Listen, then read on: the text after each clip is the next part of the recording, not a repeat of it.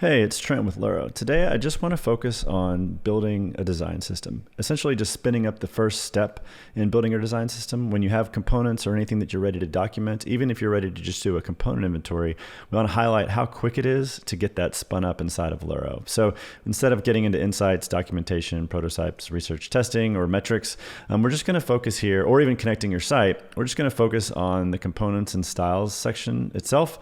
Not to trivialize how much work goes into building a design system, to collaborating with your team and communicating and coming up with all of the styles and designs and getting that implemented and tracked in the live product. But what we want to do at Luro is to make it very, very easy and remove as much resistance as possible into getting that first step. So not asking teams to build the site that is housed in or any of those kinds of things. We want to make it a very easy step to go from wherever your components are, whether they're Figma, Storybook, or somewhere else, and being able to get started so that you and your team can begin collaborating around your components and refining them and then getting them into the live product as quickly as possible. So today we're just going to use Figma. Here I'm being asked for a source file. I'm going to grab the component link that I have here. This is our Figma for the components that we use to build the dashboard, tokens and styles 2. I'm going to get this link and I'm going to paste it here and add the source file.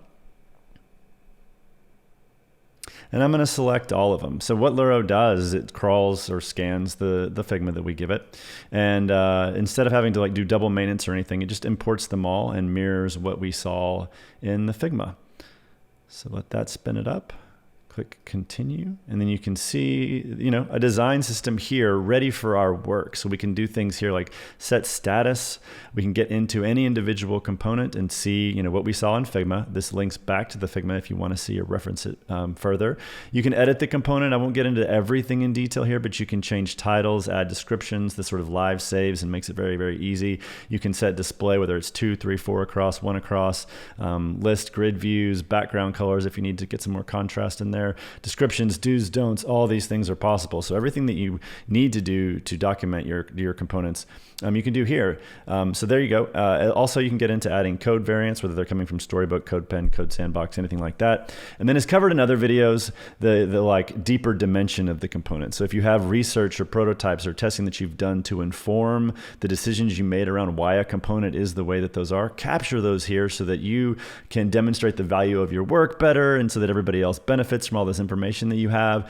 And then the same thing, when it's ready to ship your components to the live site or product, start tracking that and giving yourself objective measurements on how that process is going over time. That's it. You got a design system here ready for collaboration, ready for co-work. You can do the exact same thing here with styles. You can add styles. I'm going to use the exact same Figma because we keep everything in the same place.